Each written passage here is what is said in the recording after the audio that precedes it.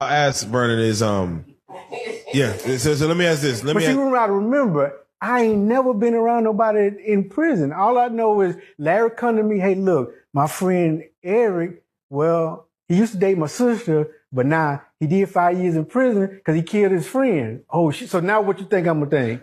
God damn, here's this dude right in my living room. He done did time for murder. And I don't think manslaughter. I don't know the story. All I know is this man sitting on my couch. He done did time for murder. Now you want me to go rob banks with? Oh shit, what the fuck? You wanted the money. So what was it that motivated you to say yes or Because inspired you? I didn't like the fact that I was being, now my vocabulary for what transpired back then is a little different because I'm older now. But back then I didn't want my manhood was being challenged.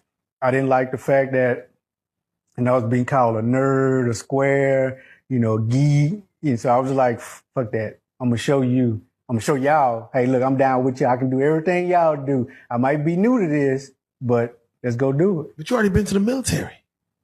Like, you've been with girls, but you still had doubts. Yeah, I had doubts. Man, okay. So with that being said, you're like, let's go do it to show that it's not about, you're not even worried about what money you're getting. You're just like, I'm here for I'm down. Where did you get stabbed? I got hit in my arm and in my chest and in my back. The sensation of being stabbed, was it an ice pick, or do you even know what it was that hit you? I assume it was, I say ice pick, but. That sensation, did you know it happened as it happened? Just the adrenaline of it all didn't register until after I got to the lieutenant office. What took place for you to get caught up, and what brought him back in the fold? Well, after we robbed the last bank, this was, I know y'all from Dallas, so you would know, we robbed the bank on a Thursday. The Texas State Fair was either getting ready to start that next day or that Saturday. So me, Larry, and the girls we was with at the time was going to come back to the Grambling pay-per-view game, and was going to go to the State Fair. Mostly we was coming back because I wanted to go to the Grambling game because I wanted to see Grambling play pay-per-view. Yeah. But we had already been in Houston that entire week before, and we went down to Houston to rob a bank. That morning we got up to go rob the bank.